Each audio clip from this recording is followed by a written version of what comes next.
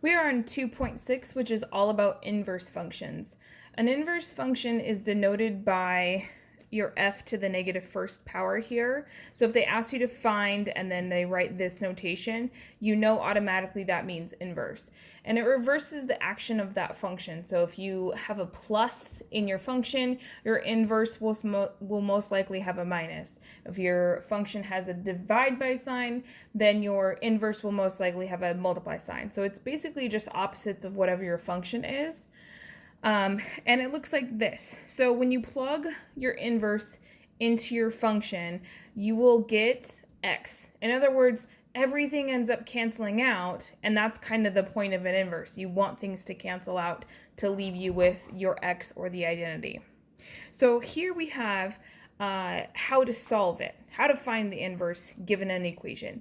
So you start off by switching the x and y in your equation. So usually you'll have f of x equals a function. You'll make the f of x a y. And then to start your solving inverse, you'll switch the y to the other side where the x is and put the x in the y spot. And then to continue, you'll just solve for y until it's all the way done and you'll have your inverse. All right. So if you were looking at a graph, and some of the questions might ask you to draw the inverse of a graph. And that's fine. You can do that either by switching x and y or reflecting across the line y equals x. However, it could ask you, is your inverse a function? In other words, is your newly drawn graph a function or not? The horizontal line test is a way to test it without having to draw the graph. You do a horizontal line on your original function, and if it passes, just like if it would pass the vertical line test, if it doesn't hit in more than one spot, then your inverse is also a function without even having to draw it. So that's a quick test to see if it actually will work. This is just some reinforcements here.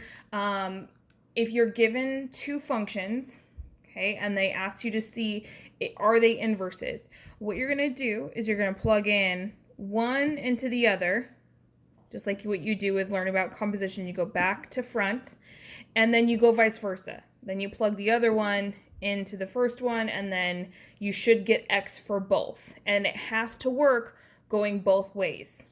If it only works one way, then they're not inverses. So that's how to test if two functions are inverses or not. Okay, our last definition before we do an example is one-to-one. A function that's one-to-one has one value of y for every x and one value for x for every y. So, in other words, there's only one number with one y.